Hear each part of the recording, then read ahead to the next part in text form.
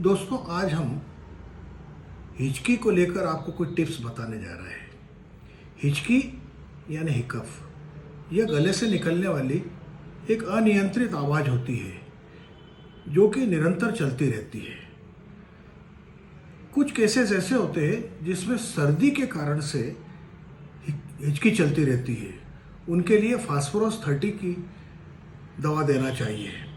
इसके साथ साथ कुछ लोगों में यदि वो ब्रेड और बटर का सेवन करते हैं और उसके बाद उनको हिचकी चलने लगती है तो उसके लिए नेट्रम सल्फ 200 दवा होती है। इसके अलावा कुछ लोगों को हिचकी की समस्या होती है और वो नींद में चलती रहती है।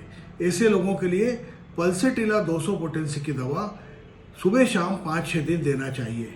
धन्यवाद।